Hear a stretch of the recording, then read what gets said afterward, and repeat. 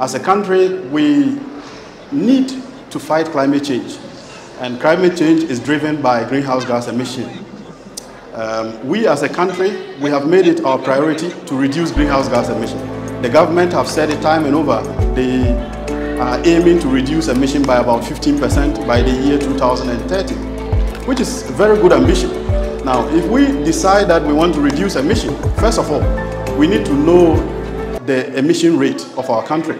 We need to be able to monitor it. That means we need to have some tools that can help us to monitor, and we need to be able to predict our emission into the future.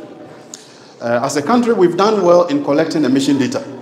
From 1990, we have collected a lot of emission data which are in different institutions. Okay. What we did was simply bring these emission data together and try to analyze them to see how our emission has been changing over the years. And then based on that, we use machine learning to try to predict our emission into the near future. And we've done the prediction from 2016 to 2030. And based on the study, actually, if we are going by our current trajectory, our emission is not going to go down by 15% by the year 2030, but rather is going to more than double by the year 2030. So that was what this research was all about. Then another finding that we made was that most of our emission that is coming from the energy sector is coming from the transportation, that is driving of cars and stuff like that. Yeah. Now, the reasons are that most of us use cars. I think as a country, you either have a car or at least you are aiming to buy one. And also, most of our cars are pretty old. Even as a person, I'm using a used car. Most people in Ghana drive used cars. And these cars are not fuel efficient. So they tend to emit more greenhouse gases into the environment.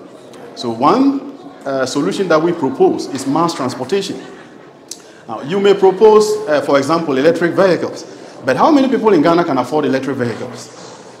Do we even have the power to be able to power these cars around? You know, you may propose maybe solar vehicles. That is more realistic. But even that, to what extent can we be able to get this within this time space of, let's say, 2023 to 2030? We will not be able to get that. But we can begin to build infrastructure for mass transportation. We can travel by train. Okay, the government is trying to develop that. So we can invest in these areas, and it will help us to reduce emission.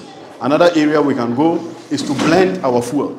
Instead of using just the fossil fuels, we can go into biofuels, which we have technology in this institution to produce. And then we blend it with the fossil fuels, and that will reduce emission as well. So these are some of the areas that we have looked at.